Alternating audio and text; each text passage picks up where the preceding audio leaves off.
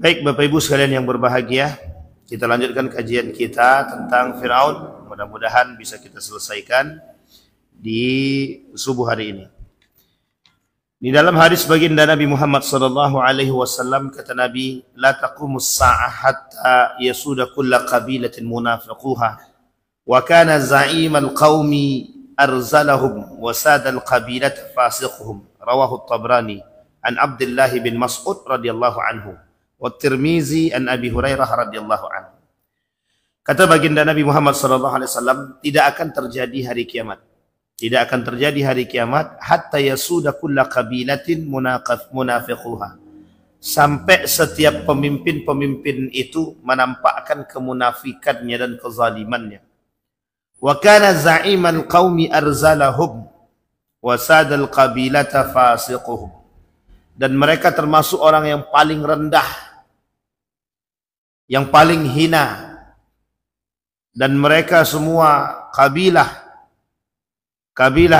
mereka masuk dalam kategori kefasikan.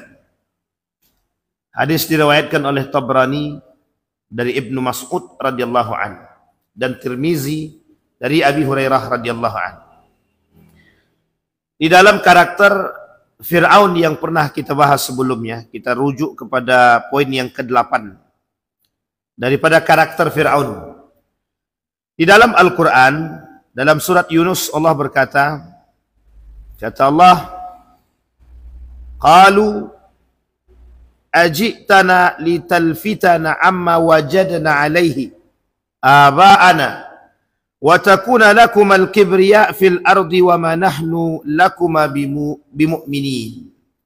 Mereka takut kekuasaannya akan direbut oleh Musa dan Harun. Sehingga mereka berkata, apakah engkau datang kepada kami untuk memalingkan kami dari apa yang telah atau yang kami dapati dari nenek moyang kami. Kemudian kami mengerjakannya atau menyembah berhala, dan agar kamu berdua mempunyai kekuasaan di bumi negeri Mesir. Kami tidak akan mempercayai kamu berdua. Karakter yang ke-8 dari sekian banyak karakternya Fir'aun tersebut yang Allah sebutkan di dalam Al-Quran, anti reformasi. Apa maksudnya anti reformasi? Anti perubahan. Fir'aun tidak suka ada perubahan, karena bagi Fir'aun itu mengancam daripada kekuasaan dia. Mimpinya Fir'aun, dalam mimpi dia bertemu atau melihat kerajaan itu terbakar habis, kecuali satu buah rumah daripada Bani Israel. Sehingga ketika dibawa dalam ahli tafsir mimpi, disampaikan oleh ahli tafsir mimpi tadi, maka semua kekuasaanmu akan direbut oleh Bani Israel. Para ahli mufassir mimpi tadi mengatakan bahwa kelak yang akan merebut kekuasaan Fir'aun ini adalah anak daripada keturunan Bani Israel. Satu ketika anak tersebut, anak daripada Fir'aun ini, bukan anak Fir'aun, lebih tepatnya anak yang ditemukan. Ketika sudah beranjak, sudah mulai bisa berjalan, anak ini kemudian duduk di pangkuan Fir'aun. Ketika duduk di pangkuan Fir'aun, tak sengaja anak ini menarik jenggotnya Fir'aun. Nah, kan jadi Fir'aun tuh punya jenggot agak panjang sedikit. Mana yang agak panjang jenggotnya nih? Abang depan nih lah, tapi tak agak mirip sama Fir'aun sedikit. Agak panjang Fir'aun tadi, sampai ke bawah. Maka oleh anak tadi yang duduk di pangkuan Fir'aun, ditarik dia jenggot Fir'aun tadi. Kemudian dia kata kepada istri dia, sepertinya kelak anak inilah yang akan menggantikan kekuasaanku, kata dia. Jadi feeling Fir'aun itu sebenarnya sudah ada, bahwa anak yang ditemukan di sungai itu, feeling Fir'aun bakal yang akan merubah kekuasaan dia. Tapi dia tak bisa memastikan bahwa itu apakah dia anak Bani Israel atau bukan. Nah, ini yang terjadi. Sebenarnya feeling Fir'aun sudah ada. Feeling untuk menuju kehancuran itu sudah nampak. Cuma dia merasa agak khawatir. Apakah betul itu anak Bani Israel atau bukan? Ditambah lagi rasa cinta istri dia terhadap anak tersebut itu tidak bisa diingkari. Jadi Fir'aun ini pada saat itu masih mempercayai istri dia. Meskipun firasat itu tumbuh. Maka ketika Fir'aun, Musa dan Harun sudah besar itu di perjalanan hidupnya. Ketika Musa dan Harun mengatakan kepada Fir'aun, pindahlah, bertaubatlah, percayalah sedikit saja. Kata Musa, sedikit saja percaya. Percaya kepada siapa? Tuhannya Musa. Nah, di sini Fir'aun tidak terima itu di situ. Ketika Harun mengatakan, bertaubatlah dan akuilah Tuhannya Musa sebagai Tuhan yang paling kuat. Oh, Fir'aun tidak mau. Apa kata Fir'aun? Allah, kalian paling juga mau mengambil kekuasaanku. Sehingga dibuatlah satu isu di tengah masyarakat itu bahwa Musa dan Harun ingin merebut kekuasaanku. Di belakang Fir'aun ini ada seorang pemuda yang beriman kepada Allah. Ada seorang pemuda yang beriman. Yaktumu imanahum, kata Allah. Tapi posisi pemuda ini menyembunyikan keimanannya. Yaktumu imanahu, dia sembunyikan keimanannya. Ketika pemuda ini menyembunyikan keimanannya, pemuda ini sebagai penasehat kerajaan. Apa kata penasehat kerajaan? Kalau memang dia betul, kalau memang dia benar, beriman kita kepada dia, atau dia mengatakan mengutarakan keimanan. Ketika kita berpaling daripada kebenaran keimanan yang dia sampaikan, maka rusaklah kita. Nah, ini bahasa penasehat tadi. Maka apa salahnya? Biarkan dia menyebarkan keimanan dia. Kalau dia salah, maka dia akan menemukan azab dia. Maka dia akan mendapatkan azab dia. Nah, ini disampaikan oleh penasehat. Tapi Fir'aun lagi-lagi tak mendengarkan itu. Tapi yang didengar oleh Fir'aun adalah Haman. Sekretaris handal dia. Namanya Haman. Yang karakter Haman Allah sebutkan juga di dalam Al-Quran.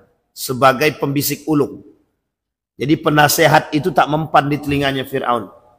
Maka yang paling mempan itu pembisik ulungnya. Nah, ini provokator terbaiknya. Namanya Haman. Nah, maka dikatakan oleh Allah, diabadikan di dalam surat Yunus ayat 78.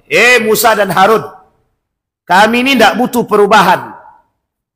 Kami tahu kalian berdua itu menghasut masyarakat atau mengatakan kepadaku agar bertobat, agar kalian berdua ambil kekuasaanku. Nah, disinilah ketidakpercayaan Fir'aun.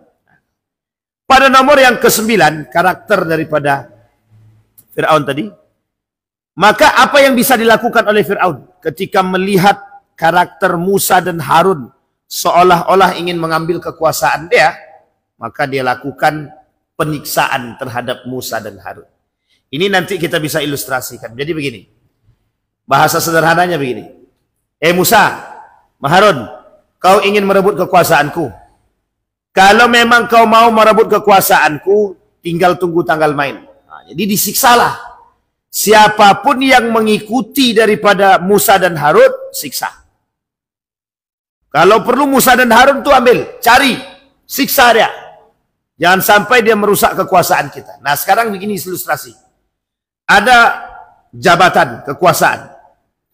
Jadi untuk merebut kekuasaan ini, nah nanti siapa yang mau merebut kekuasaanku? Cari dah orangnya. Apa yang bisa dibuat? Yang bisa dibuat, buat isu. Nah, buat isu dulu.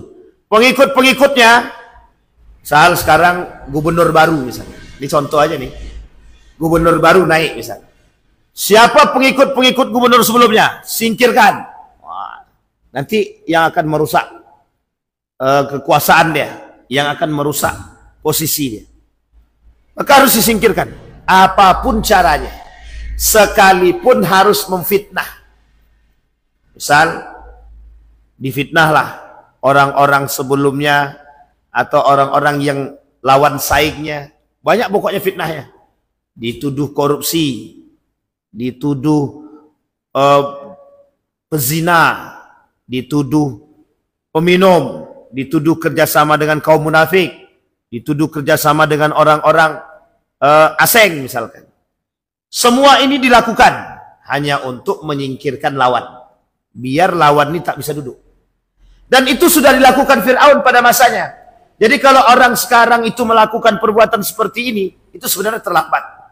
Dia mencontoh Fir'aun tapi tak seberani Fir'aun. Fir'aun itu terang-terangan. Memusuhi Musa itu terang-terangan. Nah, kalau sekarang memang terang-terangan. Cuman membunuhnya langsung lewat perintah. Kata Fir'aun, bunuh Musa itu. Bunuh Harun. Cuman orang sekarang tak sebagak Fir'aun, berlagak seperti Fir'aun, tapi tak segalak Fir'aun. Nah, itu dia. Jadi tak sebagak Fir'aun, berlagak seperti Fir'aun. Pokoknya buat fitnah. Apapun fitnahnya. Siapapun pendukung-pendukungnya, singkirkan. Jadi nanti ditengok tuh. Ini Pak Zuardi pendukung kabilah sebelah. Nanti Pak Zuardi tak usah kasih jabatan. Biar non-job aja. Kalau perlu dimutasi sejauh mungkin. Biar tak merusak. Jadi sebenarnya karakter-karakter Fir'aun itu, maka yang dikatakan oleh para ulama itu, mawas diri agar tidak terjadi Fir'aun pada diri kita itu seperti itu. Karena memang karakter Fir'aun ini, itu karakter yang pasti akan terjadi. Dan banyak dilakukan oleh umat. Apa kata Allah? Qala amantum lahu qabla an adhana lakum. Innahu lakabirukum alladhi allamakumus sihr. Falsawfa ta'lamun. La uqatti'adna aydiyakum wa arjulakum min khilafin. Wa la usallibadna ajma'in. Wa la usallibadnakum ajma'in. Apa kata mereka? Dan Fir'aun berkata, mengapa kamu beriman kepada Musa sebelum aku memberikan izin kepadamu? Ini deh. Jadi Fir'aun melarang orang-orang untuk beriman kepada Musa sampai ancamannya adalah ketika mereka melakukan atau beriman kepada Tuhannya Musa atau Musa, maka otomatis siksaan demi siksaan akan Fir'aun berikan. Diambil, pernah terjadi pada masa Umar bin Khattab itu. Jadi sebelum Umar bin Khattab masuk ke dalam Islam itu, sebelum Umar datang ke rumah adiknya itu, Umar habis menyiksa budak perempuan dia. Di budak perempuan Umar pernah disiksa sebelum Umar masuk Islam. Tapi Umar kata begini, karena dia sudah capek menyiksa, hampir tiap hari disiksa. Karena perempuan ini beriman kepada Allah. Kata Umar bin Khattab, dah pergi je lah. Capek saya menyiksamu. Akhirnya pergi. Perempuan ini dibebaskan secara terpaksa dibebaskan karena terus-terus beriman kepada Allah. Tapi ternyata dilalah di hari itu juga Allah menunjukkan atau menuliskan yang lain dalam hatinya Umar bin Khattab masuk ke dalam Islam. Nah, ini kelebihan daripada Umar bin Khattab. Abu Lahab, Abu Jahal yang mengetahui kebenaran Islam, memang Allah tutupi mata hati dia untuk tidak menerima Islam sama sekali. Berpaling daripada kebenaran. Sehingga kata Fir'aun, seperti yang dilakukan oleh Abu Jahal, Abu Lahab kepada Bilal bin Rabbah, Abu Musa al-Ash'ari, kemudian dengan para sahabat yang lain yang sebelumnya daripada kalangan budak yang masuk ke dalam Islam, itu mereka siksa. Mereka tak terima. Nah sekarang ini Bapak Ibu, karakter itu adalah karakter-karakter yang kita temukan. Ada orang-orang yang tak suka, misal saya misalkan tak suka dengan kelompok sebelah. Jadi seolah-olah kita mulai mencaci dan memaki, menyiksa orang-orang dan mengasingkan mereka. Padahal orang zaman dulu perbedaan keimanan terjadi penyiksaan. Untuk masuk Islam saja sulitnya bukan main. Harus sembunyi-sembunyi. Harus menyatakan, menyembunyikan keimanannya. Harus bergabung dengan kelompok tertentu. Ketika duduk dengan para orang-orang yang ada di pasar, dia tak berani kata kalau dia Islam. Orang sekarang, Islam sudah terang-terangan besar-besaran, justru sama-sama Islam saling mengucilkan. Saling mengasingkan. Saling mengenyampingkan. Padahal musuh kita jelas. Kita sama-sama punya musuh, orang kafir. Kita sama-sama punya musuh. Siapa mereka? Musyrikun, orang-orang musyrik. Tapi justru yang kita asingkan, justru yang kita kesampingkan, itu adalah orang-orang Islam itu sendiri. Dengan orang Muslim kita musuhi, dengan orang kafir dan musyrik kita bersahabat. Di sini logika berfikirnya tidak masuk sebenarnya. Dengan orang kafir dan musyrik kita bersahabat, dengan orang Muslim kita bermusuhan. Dengan masjid sebelah kita berkelahi, dengan gereja samping kita menjaga. Ini poin penting. Jadi karakter Fir'aun juga ini sebenarnya. Makanya saya kata, oh ini kenapa dunia ini seperti ini? Karena memang sudah terbalik. Arus berfikirnya sudah terbalik. Kalau Rocky Gerung kata, akal sehat itu dah tak ada. Orang memperjuangkan Islam itu, bukan main. Sampai harus berkucuran darah. Uniknya, di tengah perpecahan sesama saudara, itu juga berkucuran darah. Membela Islam dengan darah, menghancurkan Islam dengan darah. Memecah belah Islam dengan darah. Maka orang kafir yang berada di sekeliling perpecahan Islam tadi, tak perlu kami capek-capek. Coba bayangkan. Sehingga karakter Fir'aun itu ada dalam diri kita. Kita tak suka. Masih mending Fir'aun. Dia bukan Islam. Musa dan Harun datang untuk mengajak. Idhaba. Kata Allah. Hei Musa dan Harun pergi kepada Fir'aun itu. Ajak dia masuk ke dalam Islam. Tidak satu, nabinya dua. Sekarang semua sudah Islam. Hanya tinggal membuat Islam lebih lembut, lebih baik. Tapi justru kita tak bisa. Nah, ini poin penting. Maka yang dikhawatirkan oleh para ulama, tertanamnya karakter-karakter Fir'aun di masa kini terhadap diri para penguasa, termasuk pada diri kita pribadi yang kita buat dalam rumah tangga kita. Diktator, otoriter kita terhadap keluarga, anak dan istri, itu sebenarnya baik. Asalkan mengarah kepada hal yang positif saja.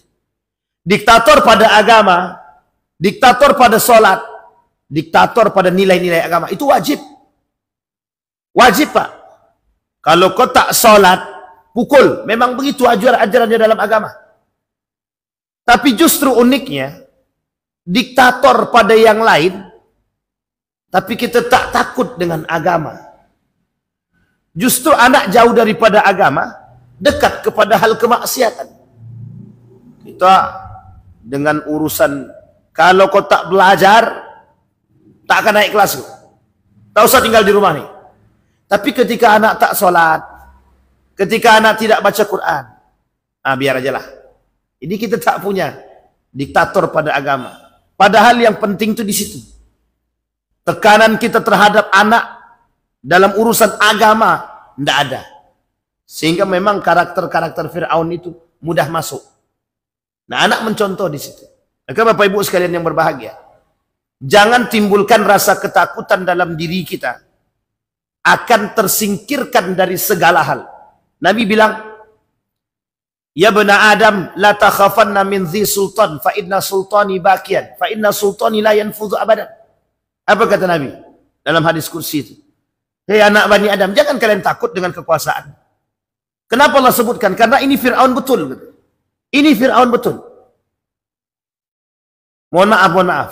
Kalau Bapak Ibu tanya sama para pemimpin sekarang, siapa di antara para pemimpin sekarang nih yang mau kepemimpinannya dipanjangkan sampai 20 tahun? Saya kira Bapak Ibu tak ada yang nolak. Misal. Tanya sama Pak Abdul Wahid misalkan. Pak, mau enggak Bapak kepemimpinan Bapak sampai 50 tahun? Saya kira agak sulit untuk bilang tidak itu. Karena orang-orang sekarang ini dengan jabatan itu, dengan kekuasaan itu, kalau bisa jangan mundur, harus maju. Maka kalau kita tanya sama para pemimpin pejabat itu, tidak mau dia kalau cuma sekedar 2 tahun, 3 tahun, 5 tahun, tidak mau. Makanya pada masa era Jokowi itu sempat ingin trisut. Ingin 3 periode. Kalau perlu jangan 3 periode. 1 abad pun ambillah. Kalau dia mau. Ini poin Pak. Pada masa Soeharto. Berapa puluh tahun? 30 lebih. Berarti berapa abad tuh? Berapa periode? 1, 2, 3, 4, 5, 6 periode. Tambah lebih sedikit. Itu kalau kurang 32 tahun. Kurang 3 tahun lagi. Kalau sempat 30 tahun. Memang dapat piring cantik dah tuh. Berapa abad? 7 periode. Hampir 7 periode. Ada enggak? Kenapa nikmat kekuasaan? Apa nikmatnya kekuasaan? Kenapa orang zaman dulu, para ulama terdahulu, takut dia? Naiklah. Tak berani dia. Tak sanggup. Karena beban dia berat. Tahu dia pentingnya. Tahu dia beban dia. Tahu dia kemaksiatan dia. Tahu dia dosa dia. Karena pundak nih, sudah berat dengan anak dan istri. Tambah manusia yang banyak. Kalau Riau, seluruh penduduk Riau ini, di sinilah beban dia. Ada di pundak gubernur kita sekarang. Jangan main-main dengan jabatan dan kekuasaan. Jangan merasa enak nikmat. Jangan kira bisa tidur santai kita dalam kamar itu. Tidak bisa. SBY pernah kata SBY itu, tidur itu hanya sedikit saja. Hanya berpikir bagaimana tentang umat, itu tidur itu cuma sedikit saja. Belum lagi kita tidak diperkuat dengan sesuatu. Makanya Sultan Abdul Hamid II itu dia punya kelebihan. Sultan Abdul Hamid II itu sangat dikenal dengan sangat zuhudnya dia. Tiap malam tahajud tidak pernah lepas. Pemimpin yang setiap hari, setiap waktu mendoakan rakyat dia. Ya Allah, jangan kau jadikan rakyatku ini dekat dengan kezaliman dan kemaksiatan. Bayangkan. Bahkan tidak pernah lisan pemimpin ini, Abdul Hamid ini, itu melepaskan lisan dia daripada solawat kepada Nabi. Satu ketika, satu hari saja, dia tak bersolawat. Datang seorang pemuda yang mengaku pemuda ini itu punya hutang, ingin melunasi hutang. Sehingga pemuda ini bermimpi bertemu dengan baginda Nabi Muhammad SAW. Ketika bermimpi dengan Nabi, cuma ingin menyampaikan, Nabi suruh sampaikan satu hal saja. Sampaikan kepada Abdul Hamid bahwa hari ini dia belum bersolawat kepadaku. Datang pemuda yang punya hutang ini tadi, masuk ke istana, bertemu dengan Sultan Abdul Hamid. Diberikan oleh Sultan Abdul Hamid duit untuk melunasi hutang dia. Karena apa? Sudah menyampaikan pesan Nabi melalui pemuda tersebut. Bayangkan hari-harinya Sultan Abdul Hamid itu, tanpa ada lisan dia basah dengan zikir. Itu yang kita harapkan dari pemimpin kita sekarang. Yang kita harapkan dari mereka, tangan mereka tak lepas daripada zikir. Hati mereka tak lepas daripada zikir. Kenapa? Fir'aun ini, karakter Fir'aun ini mengintai dia. Yang 16 karakter ini, itu sedang mengintai dia. Di mana celah masuk? Di mana celah? Ketika joget, masuk dia tuh. Ketika joget pemimpin kita, masuk dia tuh. Ketika berbaur dengan laki-laki dan perempuan, masuk dia tuh. Di sini karakter-karakternya. Maka kalau tak kuat iman jadi pemimpin, hancur. Maka orang-orang yang jadi pemimpin itu sebenarnya pilihan. Sangat pilihan. Bagaimana tidak? Karena doa dia Allah kabulkan. Doa seorang pemimpin yang baik, itu Allah kabulkan. Kita lihat Harun Ar-Rasyid. Seorang pemimpin yang dinasehati oleh orang gila. Dari hasil nasihat tersebut, dia selalu menasehati rakyat-rakyat dia. Keluar satu ketika Harun Ar-Rasyid, seperti manusia biasa. Ketika keluar dalam keadaan sakit, dia tengok, dia kata rakyat dia, sakit-sakit, didoakan sama dia. Pemimpin yang mendoakan rakyat, ya Allah semoga engkau sembuhkan rakyatku ya Allah. Nah, coba bayangkan. Nah kita butuh yang seperti ini. Persoalan seperti ini, itu persoalan yang langka hari-hari ini kita temukan. Seorang pemimpin yang mendoakan rakyat dia, yang datang melihat dia. Maka kalau tak kuat pemimpin kita dengan iman dia tak kuat. Dengan Quran dia jauh. Dengan zikir dia lepas. Dengan salawat dia tak basah lisan dia. Maka kemungkinan intayan-intayan yang di atas dia sekarang untuk merasuki diri dia itu akan terjadi. Nah, ini kita harus hindari. Maka Bapak Ibu sekalian yang berbahagia, kembali kepada poin kita tadi. Fir'aun, karakter-karakter Fir'aun ini mengintai, sedang mengintai.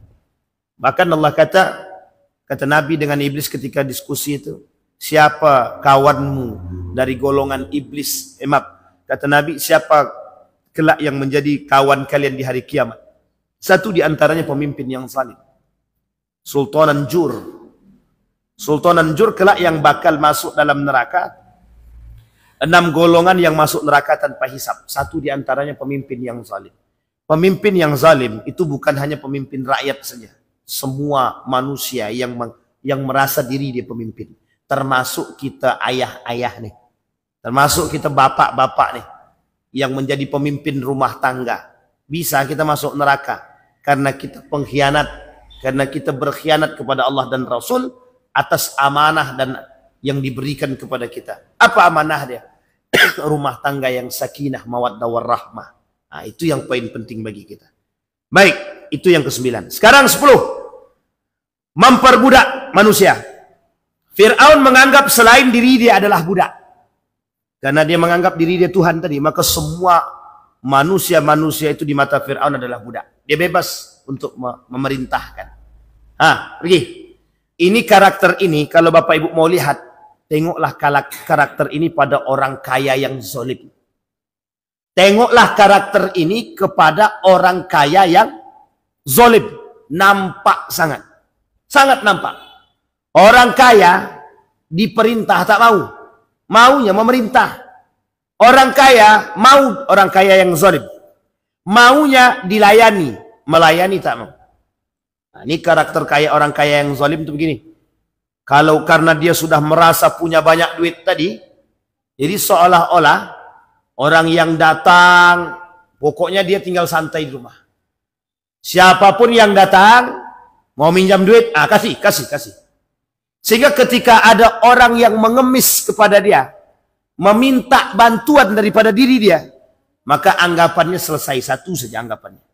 Itu orang-orang di bawah dia semua. Nah, ini bagi Bapak Ibu yang memiliki kelebihan harta, jangan pernah sampai pada tingkat kesombongan ini.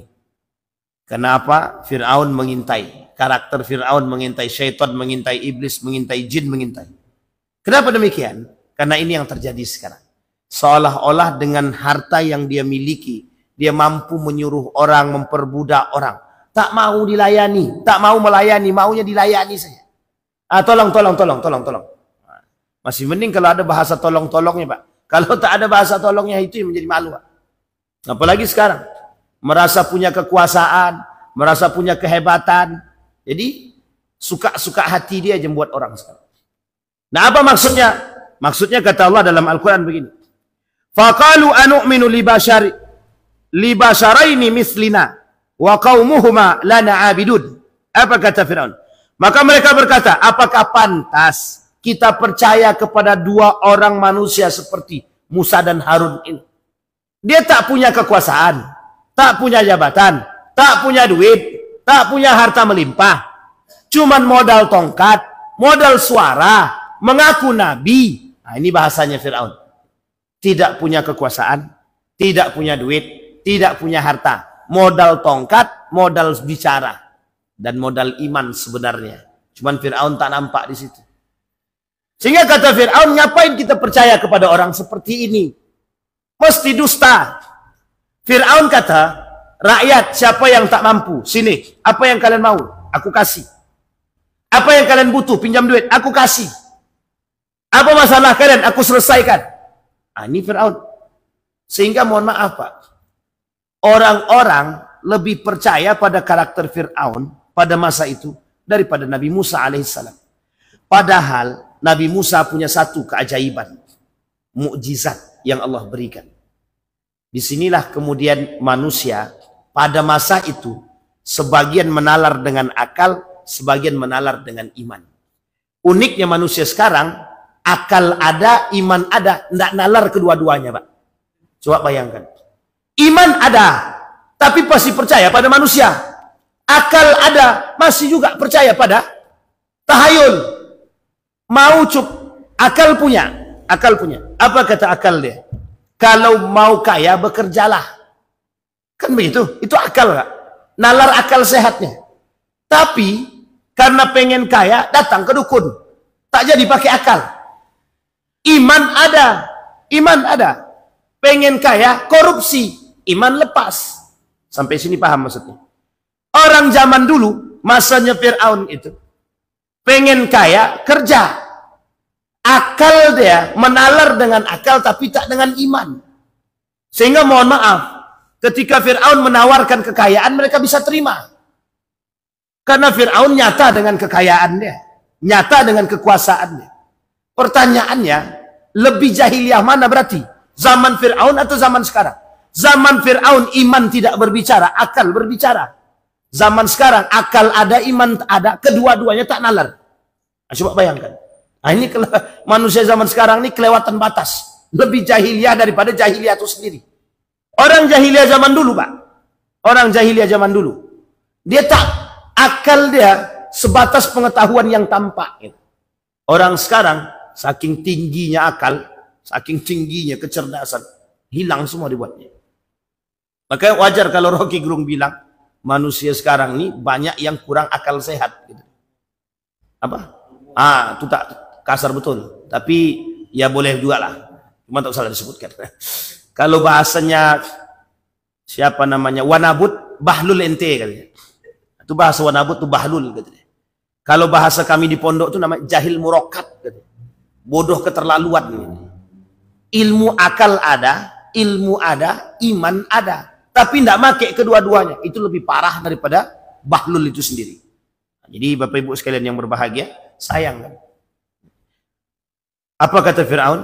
Pokoknya yang tak mau, yang tidak mau ikut kepada saya, langsung. Nah, ini sama Pak, karakter Fir'aun memperbudak ini banyak sekarang. Sekarang ini gini karakternya. Pokoknya siapa yang tidak mau jual tanahnya, paksa ambil. Orang-orang yang tidak mau, jadi ada orang-orang yang berkuasa, sekarang nih, kemudian dia mau beli tanah. Kalau tak mau orang itu jual tanah, ambil paksa. Nah, ini sama juga memperbudak namanya. Sama. Karena dia punya kekuasaan. Makanya unik Pak. Ada salah satu tempat di Riau ini, itu tanahnya punya sekian banyak sertifikat. Saya bingung saya. Kita dulu mau fotokop, mau buat sertifikat aja susah. Sekarang bukan buat sertifikat yang susah. Justru saking susahnya mencari sertifikat yang asli. Kalau dulu membuat sertifikat tanah agak sulit. Kalau sekarang mencari sertifikat yang asli itu yang sulit. Nah, coba bayangkan. Untung tanah samping nyaman gitu kan. Coba kalau tidak, mungkin banyak juga itu makhluk-makhluk goib yang punya tanah ya. Unik Pak. Tanah cuman sebidang 20 lebih sertifikat tanahnya. Ini Fir'aun yang mana lagi gitu. Fir'aun yang mana lagi yang mau kita lihat. Nah, jadi sampai di sini bisa dipahami ya Bapak Ibu ya. Ini perlu kita pahami sama-sama. Baik, melakukan kerusakan di bumi Allah. Ila Fir'aun wa Haman. Ila Fir'aun wa Haman. Wa Fir'aun faqalu sahirun kadzab. Ketika Fir'aun berkata kepada Haman, Haman, sampaikan kepada masyarakat kita bahwa Musa dan Harun itu sahiran, tukang sihir.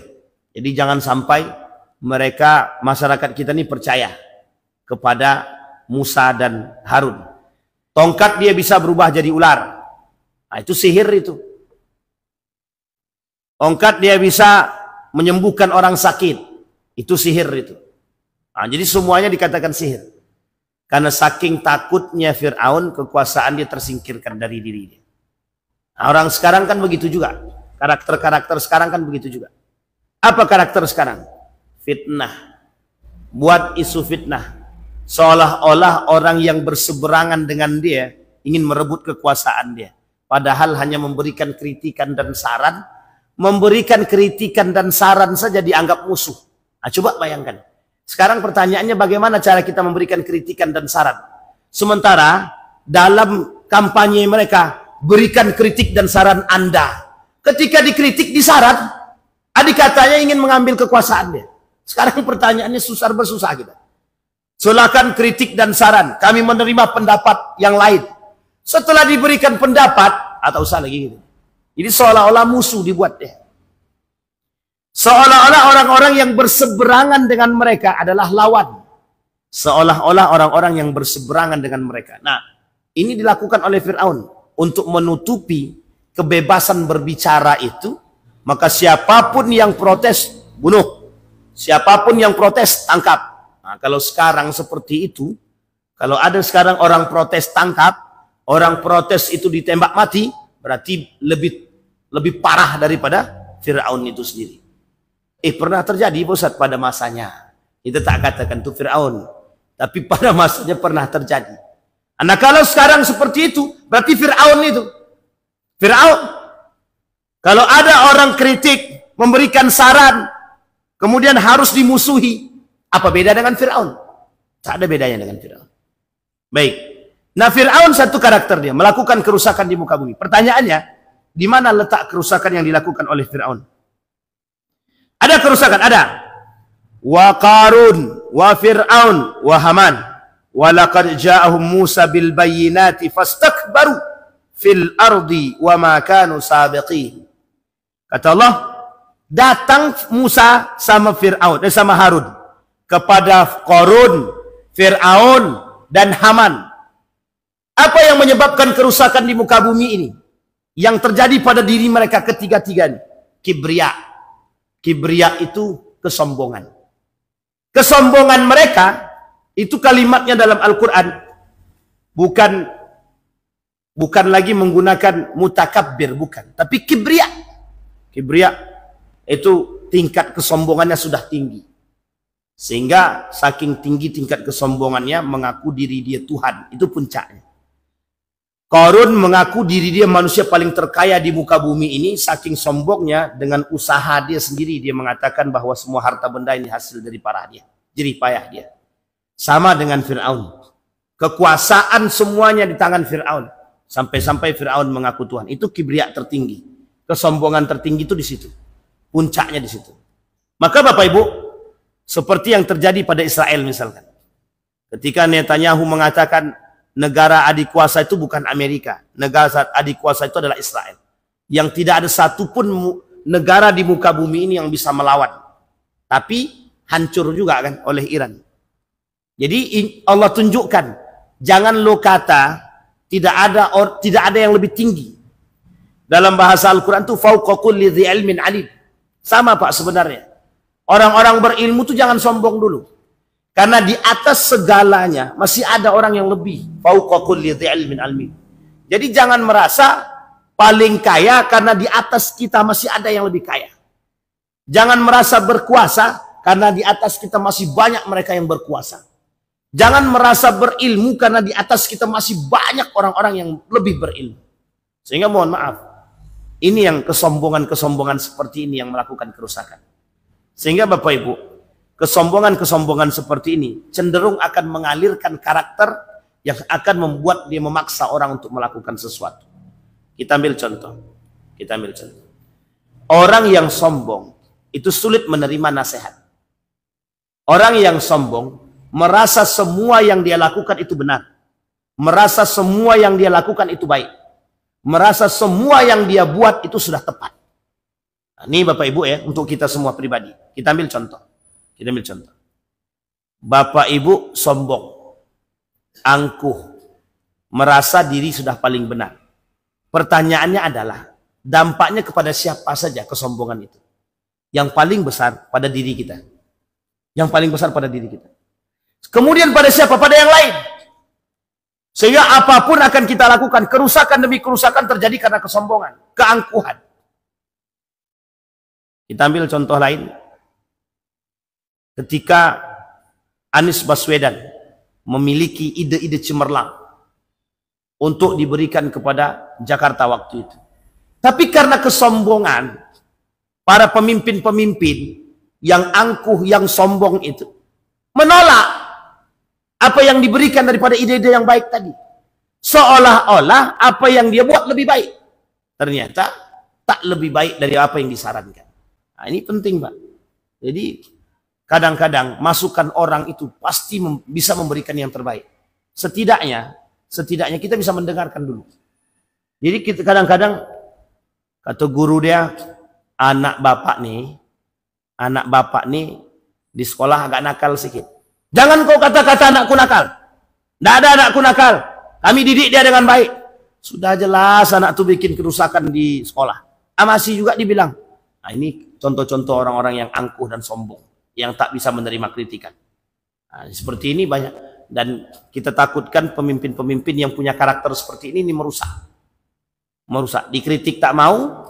Merasa paling hebat. Rupanya justru rusak. Nah, sama juga Pak. Ada pengurus-pengurus masjid yang tak mau dikritik-kritik itu juga bakal mendatangkan kerusakan. Insya Allah. Nah, kalau Pak Ketua kita sudah selesai. Semua masuk. Masuk telinga kanan. Anda tahu keluarnya sebelah mana kan Ketua? Baik. Yang ke-12. Menutup telinga. Baru kita sampaikan. Menutup telinga daripada nasihat. Kata Fir'aun, aku tuh nah. Tidak mau dia menerima nasihat. Masuk telinga kanan, keluar telinga kanan. Jadi tak masuk deh. Jadi orang-orang seperti ini tak perlu kita tunjuk, lihat Fir'aun. Manusia sekarang begitu semua rata-rata. Manusia sekarang tuh semua begitu. Karena memang ada ininya. Memang ada gimana bahasanya? Memang ada quote-nya, kata-katanya. Kalau ada orang yang memberikan kritikan padamu, tutuplah telinga. Aja sih memang sekarang ditutupi telinga. Tak ada lagi yang mau nerima nasihat sekarang. Kalau ada orang yang mengkritikmu, tutup aja telinga. Orang-orang itu syirik pada dirimu. Coba bayangkan. Kalimat dampak daripada kalimat ini itu besar sekali. Sangat besar sekali. Sehingga orang sekarang, mohon maaf ya Bapak Ibu ya, orang sekarang nih. Telanjang dia di depan kamera nih. Itu kalau dikritik tutup telinga dia. Yang orang-orang itu syirik aja karena dia tak bisa seperti saya. Begitulah dia manusia sekarang. Jadi seolah-olah apa yang dia buat itu betul gitu. Mereka berjoget-joget di hadapan kamera. Itu kalau kita kritik, orang-orang seperti mereka ini syirik aja. Karena mereka tidak bisa seperti kita. Maka sekarang coba lihat dampaknya. Dampaknya sederhana kan? Setiap orang melakukan perbuatan yang serupa. Semua orang tak punya rasa malu. Karena tidak mau menerima kritikan dan saran tadi. Semua orang melakukan hal serupa. Sudah dinasehati, tetap juga. Sudah dikasih tahu, karena itu tadi masuk telinga kanan, keluar telinga kanan. Jadi tak masuk. Pas mau masuk langsung mental dia, karena sudah ditutup terlebih dahulu telinga tadi. Dia tak mau menerima nasihat. Kenapa begitu? Karena diri dia sudah menganggap paling baik, paling benar. Merasa semua yang dia buat itu sudah selesai. Merasa semua yang dia buat sudah benar. Merasa semua yang dia buat sudah ada landasannya. Ternyata tidak. Jadi Bapak Ibu, kalau ada pemimpin-pemimpin kita seperti ini, itu calon-calon tuh berarti itu. Calon-calon Fir'aun. Jadi saya tak kata siapa Fir'aun ya, tapi karakter-karakter Fir'aun itu sudah nampak. Ini yang harus kita hindari. Maka ini sebenarnya kita rujuk ke dalam rumah tangga pun bisa. Suami-suami jangan terlalu sombong dan angkuh. Jangan mentang-mentang menjadi kepala rumah tangga, istri memberikan nasihat, adik tak tahu. Atau sebaliknya, istri-istri yang lebih sombong daripada suami. Abang tak usah, abang tak tahu, itu tak urusan abang. Jadi kesombongan dan keangkuhan itu sebenarnya benih-benih Fir'aun itu kadang-kadang kita telah didik benih-benih karakter Fir'aun itu di dalam rumah tangga kita.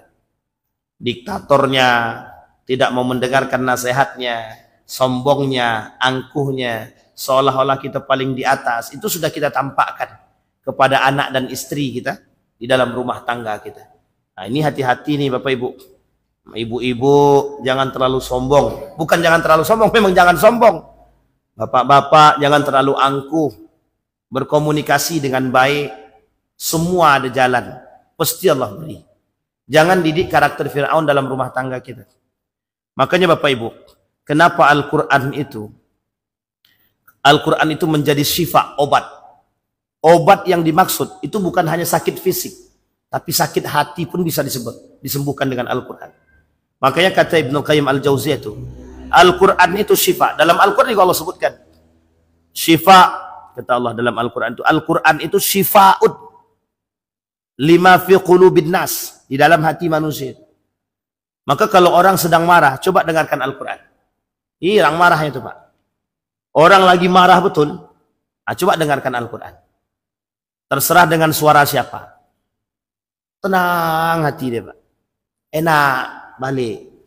Tapi kalau coba orang lagi marah, sedang asik marah-marah betul nih, Bapak Ibu dengarkan lagu poco-poco. Astagfirullah. Makin jadi itu, Pak, makin jadi. Diempaskannya tab itu pun bisa, TV itu pun dihancurkan bisa. Tapi coba Al-Quran. Nggak mau dia menghancurkan TV itu, tahu. Jadi sedang marah, Al-Quran dihidupkan. Nggak menghancurkan TV itu bukan karena TV-nya, bukan karena mic-nya, tapi karena Qurannya. Al-Quran mampu menjaga itu. Tapi coba Bapak Ibu dengarkan lagu poco-poco, selimut tetangga, walang, jangankan TV. Orang-orang yang ada di samping pun bisa hilang. Nah, coba bayangkan. Ini penting. Jadi menanamkan. Sekarang ini ada, insya Allah kapan waktu kita bahas itu. Ada geliat yang disebut dengan living of the Quran. Bagaimana hidup dengan Quran. Nah, insya Allah kita coba di pertemuan yang akan datang, kita coba bahas living of the Quran. Bagaimana hidup dengan Al-Quran itu. Indah, sangat indah. Kita ambil contoh saja. Abang kita ini tukang ruqyah. Yang dibacakan itu adalah ayat-ayat Al-Quran. Orang yang kesurupan aja, yang oleh rumah sakit itu tidak bisa dideteksi penyakitnya, itu bisa disembuhkan dengan Al-Quran. Betul emang? Nah, jadi kalau Bapak Ibu yang mau minta ruqyah, boleh diruqyah sama abang nih. Yang kira-kira dalamnya punya sakit, ada setannya, ada ini iblisnya, boleh. Karena itu logika, Pak. Ternyata bukan hanya itu saja. Al-Quran itu menyembuhkan, kalimat syifa nih. Bukan hanya hati, fisik pun juga. Fisik pun juga. Orang sakit. Coba bacakan ayat Al-Quran, hembuskan pada air.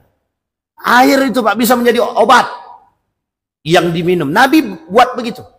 Nabi sering bacakan 3 qul, sering bacakan Al-Fatihah di dalam. Kemudian surat Al-Baqarah dibacakan, ditiupkan ke air tadi. Diminum. Kalau ada setan muntah dia. Kalau tak ada setan selesai. Tapi ternyata itu bermanfaat saya. Sehingga kita butuh itu. Maka jangan sering-sering kita dengarkan karakter, jangan sering-sering kita buat karakter Fir'aun. Bapak Ibu mohon maaf ya.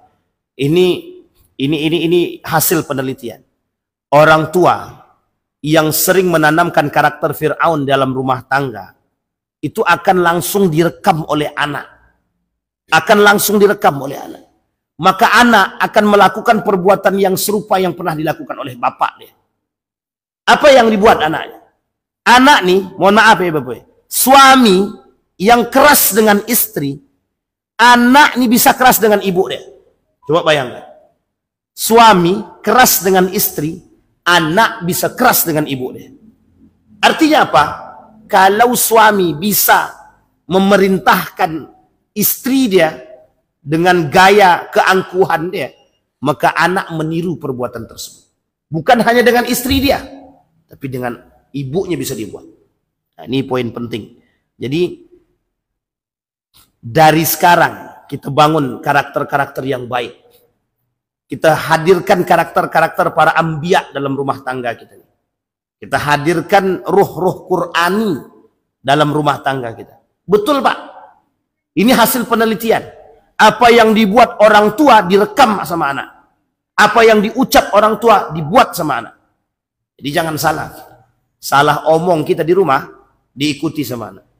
Ini cerita seorang ada cerita satu ketika anak dia nih mendengar kalimat daripada orang lain. Jadi di rumah dia ini ada yang membantu. Yang membantu ini suka mengucapkan binatang-binatang kaki 4. Satu ketika bapak dia pulang, anak ini bilang begini, Bapak kok seperti babi ya? Begitu kan ya bapaknya? Nah, coba hasil dengar saja. Meskipun mereka tidak tahu, tapi mereka ucapkan. Tidak maksud dia apa yang disebut dengan babi itu, tapi karena dia mendengarkan kalimat terus. Ini baru mendengarkan ini. Belum masuk pada karakternya, baru mendengarkan. Coba bayangkan. Nah, ini yang kemudian yang harus kita. Nah, manusia sekarang begitu, Pak. Kita ini kan merekam. Karakter-karakter daripada manusia-manusia sekarang ini direkam. Siapa yang merekam? Merekam dengan orang-orang yang mengikuti mereka. Apa yang dia buat? Maka mohon maaf, kenapa korupsi itu susah diberantas? Karena turun-temurun, mendarah daging. Orang yang sebelumnya melakukan, orang yang pertama kali melakukan korupsi, dilihat dengan oleh bawahan dia. Nanti bawahan dia naik, karena korupsi ini tidak dihukum misalkan. Atau biasa saja gitu. Hukumannya enjoy. Korupsinya triliunan, suruh balikkan cuma miliaran. Kira-kira masih untung atau masih rugi? Nggak apa-apa, laku di penjara. Yang penting kan dalam penjara tuh bagus tempatnya, kasurnya oke, ada TV-nya kan gitu. Misal gitu, misal. Kira-kira mau nggak dia di penjara tuh? Nggak apa-apa, yang penting duitnya tak habis. Korupsinya triliunan, anggaplah 1 triliun. Disuruh balikkan duit 5 miliar. Masih untung berapa? Masih untung 995 miliar. Coba bayangkan, aman aja, aman Pak. Jadi karakter itu ditengok, jadi turun-temurun dia. Makanya sekarang manusia senang korupsi. Jadi sekarang ini ada di video-video itu, video-video sindiran itu, mantap sekali itu. Kenapa tidak korupsi? Lebih baik korupsi uang rakyat aja lebih enak, kata dia. Coba bayangkan. Jadi seolah-olah jadi mainan. Karena itu jadi bahan candaan. Jadi bahan permainan. Sehingga tak ada rasa takut. Karakter turun-menurun. Jadi diikuti Pak. Diikuti. Kenapa? Maka kata, ada satu video cuplikan itu begini. Maling ayam masuk penjara. Maling duit rakyat masuk penjara. Sekarang pilih mana? Enak mana? Maling ayam 5 tahun, maling duit rakyat 1 tahun. Lebih baik kami maling duit rakyat, katanya. Ini bahasa sindiran sebenarnya. Artinya apa? Saking bobroknya, saking korupsi itu merajalelanya dulu. Nah, mudah-mudahan Pak Prabowo mendengarkan apa yang kita sampaikan ini dan menjadi perhatian khusus dan penting. Dan mudah-mudahan para pelaku koruptor-koruptor ini sadar diri. Gimana mau sadar Pusat? Iblis sudah merajalela, katanya. Itu susah juga. Karakter-karakter Fir'aun sudah masuk. Itu yang susah. Karena telinga tadi ditutup. Sehingga Fir'aun betul yang ada dalam diri orang-orang pelaku kemaksiatan dan kerusakan tersebut. Yang ke-13, mengalihkan isu. Ini sudah disampaikan. Mengalihkan isu itu sampai-sampai Musa dengan Fir'aun, dengan Harun tadi. Apa kata Fir'aun kepada Haman? Haman, kita kan punya kekuasaan, kita punya kekuatan. Coba bangunkan aku dulu, bangunan yang tinggi sampai ke langit. Nanti kalau sudah sampai ke langit, kita tengok mana Tuhan Musa itu. Paling Musa itu dusta aja. Nah, jadi cara mengalihkan isunya seolah-olah dia bagak dan berlagak untuk mengatakan bahwa bisa sampai ke langit untuk melihat mana Tuhannya Musa. Padahal sampai pun tidak. Jangankan langit. Jangankan langit. Awan pun tak sampai. Nah, coba bayangkan. Tapi kesombongan Fir'aun itu untuk menunjukkan keangkuhan dia. Seolah-olah dia ingin katakan bahwa Musa ini penipu. Cuma untuk menunjukkan bahwa Musa ini penipu, dia pengen buktikan ada enggak Tuhannya Musa itu.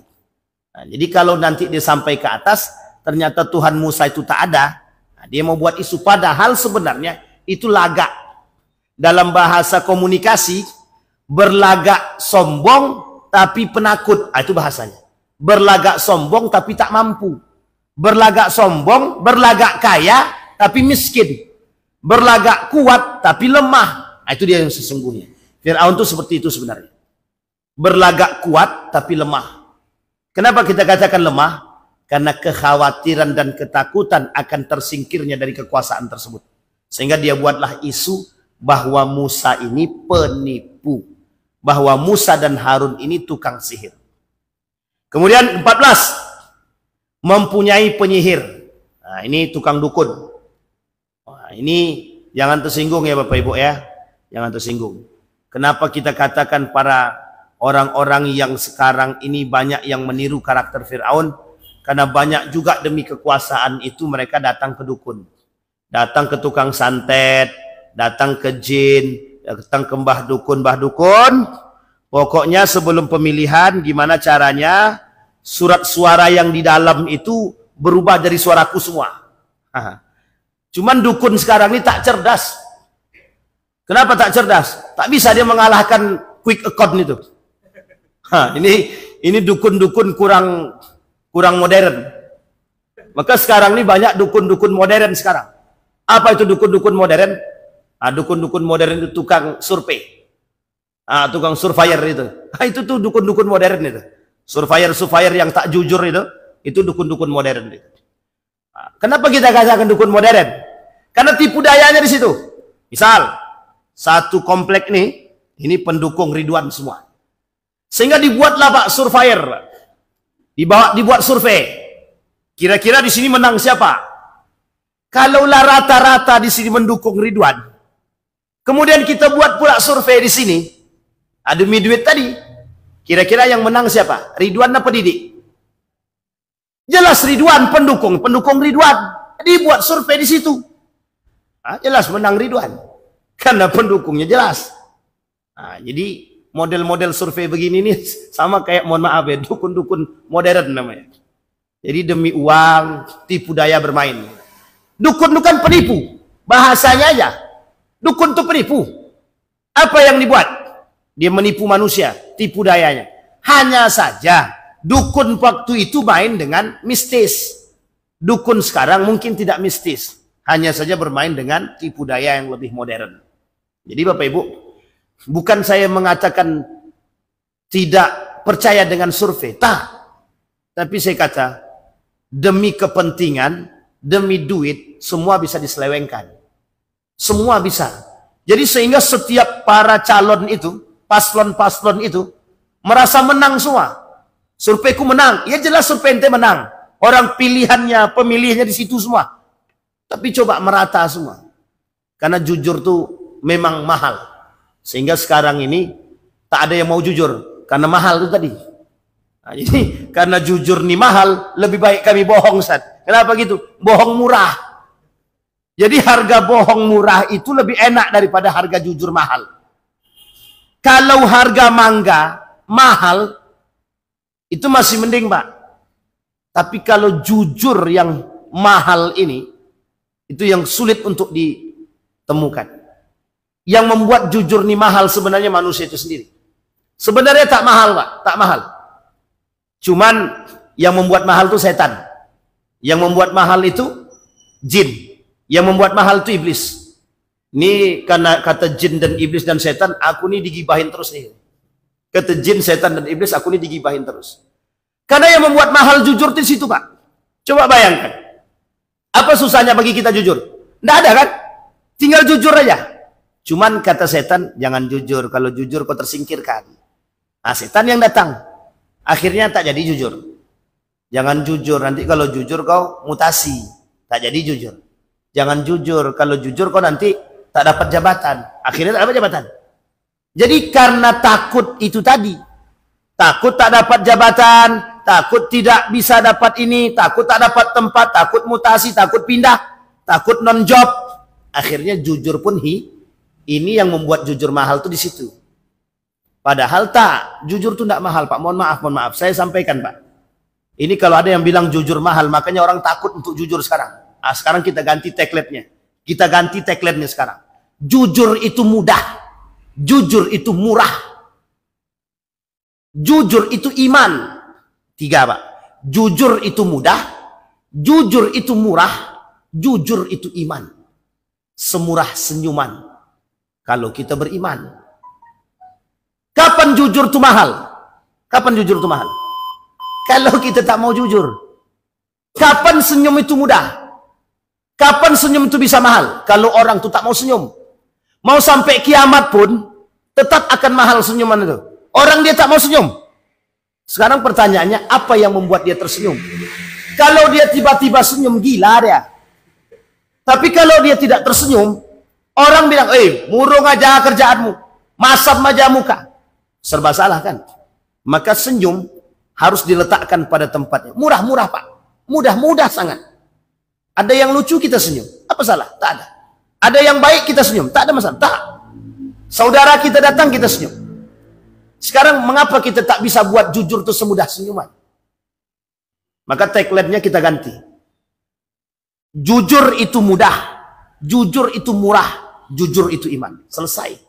Sama Pak tagline-nya. Kebersihan itu mudah, kebersihan itu murah, kebersihan itu iman. Selesai Pak. Yang membuat itu mahal apa? Diri kita sendiri. Maka kalau hari ini orang kata mahal jujur itu, iya karena ente tak mau jujur, itu aja. Sampaikan. Tak ada pernah. Karena kenapa kebenaran itu mahal? Kenapa kejujuran itu mahal? Ya karena mohon maaf, kita tak berani, itu aja. Sebenarnya berani-berani saja. Jadi kalau bahasanya Gus Bahak tuh, jangan merasa diri ini paling apa ya? Paling hebat, bukan paling hebat. Jadi gini. Jadi ketika kita tidak mau jujur, takut nanti ada orang tersinggung. Jangan merasa diri kita nih seolah-olah karena kita orang tersinggung gitu. Karena kita orang tersinggung. Nggak usah merasa begitu. Karena belum tentu orang itu tersinggung. Belum tentu orang itu tersinggung. Jadi tak usah merasa begitu. Kebaikan itu tidak perlu disinggung dengan rasa. Baik itu langsung dilakukan. Ustaz, kasihan kita Ustaz. Sampai kiamat tak akan terjadi itu Pak. Sampai kiamat tak jadi. Aku mau sebenarnya bersedekah Ustaz sama si fulan itu. Takut nanti kalau kita kasih sembako suaminya tersinggung. Nah ada orang sekarang tuh tersinggung. Kasih itu diambilnya tuh. Nah, selesai itu Pak. Nah inilah masalah kita sekarang. Jadi poin kita di situ. Sebelum kita selesaikan Pak. Mengaku Tuhan. Poin tertinggi. Kesombongan tertinggi daripada Fir'aun. Mengaku Tuhan. Ini sudah kita sampaikan. Terakhir. Mengaku Tuhan yang paling tinggi. Ana rabbukumul a'la. Jadi anaknya Masitoh itu pernah bilang begini yang Allah abadikan dalam Al-Quran. Siapa Tuhanmu? Kata Fir'aun. Kata dia, Allahu Rabbi wa Rabbukum. Apa kata anak Masitoh tadi? Allah itu Tuhanku dan Tuhanmu juga, kata dia. Ngamuk langsung Fir'aun. Langsung anaknya sama Masitoh sekali dimasukkan ke dalam kuali besar tadi. Nah, inilah cerita kenapa anak Masitoh dan anaknya dimasukkan ke dalam kuali itu di situ. Gara-gara ayat ini tadi. Kata dia, Ana Rabbuk, Allahu Rabbi wa Rabbuk. Allah itu Tuhanku, begitu juga Tuhanmu. Sehingga Allah abadikan dalam Al-Quran, faqala ana rabbukumul a'la. Kata Fir'aun, salah. Akulah Tuhan yang paling tinggi, kata Fir'aun. Nah, maka Bapak Ibu, ini sering saya ulang-ulang. Apa yang sering saya ulang? Manusia hari ini mengaku Tuhan tidak. Hanya saja berkarakter seperti Tuhan, iya. Mengaku iblis tidak, tapi berkawan dengan iblis, iya. Mengaku iblis tidak, tapi melakukan perbuatan iblis, iya. Jadi jangan tersinggung para pelaku-pelaku iblis. Ada film, judulnya, apa namanya itu? Film setan itu. Bersemayam dengan iblis, apa namanya? Penyembah setan. Nah, ada film namanya Penyembah Setan. Itu sebenarnya film itu ingin mengatakan kepada kita. Apa mengatakan kepada kita? Bahwa banyak manusia di muka bumi ini yang menyembah setan, menyembah iblis. Demi apa? Kekuasaan, jabatan, harta, tahta, terakhir wanita. Nah, kalau dengan wanita ini pelet, itu zaman dulu udah memang begitu memang. Baca aja surat Yusuf, nanti dapat tuh. Rupanya yang dipelet tak pula cantik-cantik, betul? Itu masalah pula kan? Na'udzubillah tsumma na'udzubillah. Bapak Ibu sekalian yang berbahagia. Akhir daripada apa yang kita sampaikan. Bertadabur dengan ayat Al-Quran tentang karakter-karakter Fir'aun. Bisa kita ambil sebagai contoh bagi kita. Agar kita bisa terhindar dari perbuatan-perbuatan ini. Insya Allah kalau kita dipanjangkan oleh Allah umur. Terus kita mencoba bertadabur dengan karakter-karakter pelaku kezaliman di dalam Al-Quran. Masih ada Haman. Masih ada yang lain. Masih ada Zulkarnain yang baik. Masih ada Qarun yang buruk. Maka kita mengambil ibrah daripada karakter mereka. Sehingga kita tahu dari 16 karakter tadi, kita tanamkan dalam diri kita. Jangan 16-nya yang ditanamkan. Kebalikan daripada yang 16 tersebut. Sehingga apa yang tak bisa kita buat? Nabi menjauhkan diri dia dari 16 tersebut. Sehingga apa yang dilakukan oleh Nabi menjadi manusia yang terbaik dan mulia di hadapan Allah. Insya Allah kita semua mampu bertadabur dengan ayat-ayat Al-Quran. Mudah-mudahan bisa kita petik semua. Kita berdoa kepada Allah. A'udzubillahi minasyaitonirrajim. Bismillahirrahmanirrahim. Hamdas syakirin, hamdan na'imin, hamdan yuwafi ni'amah wa yukafi mazidah. Ya Rabbana lakal hamdu. Kama yanbaghi li jalali wajhikal karim wa azim sultanik. Allahumma salli ala Muhammad wa ala ali Muhammad. Allahumma faqihna fid din wa limna ta'wil. Allahumma ansur man nasara ad-din wa akhdhal man khadhal muslimin. Allahumma arina al-haqqa haqqa warzuqna ittiba'ah wa arina al-batila batila warzuqna ijtinabah. اللهم انفعنا بما علمتنا وارزقنا علوما تنفعنا في الدين والدنيا والآخرة. اللهم انصر من نصر الدين واخذل من خذل المسلمين. اللهم انصر إخواننا المجاهدين في فلسطين وفي غزة وفي كل مكان. اللهم دمر اليهود. اللهم أهلك الكفرة والمبتدعة والمشركين أعداءك أعداء الدين. ربنا هب لنا من الصالحين. ربنا هب لنا من أزواجنا وذريتنا قرة أعين واجعلنا للمتقين إماما. اللهم جنبنا من منكرات الأخلاق. ربنا آتنا في الدنيا حسنة وفي الآخرة حسنة وقنا عذاب النار. والحمد لله رب العالمين. السلام عليكم ورحمة الله وبركاته.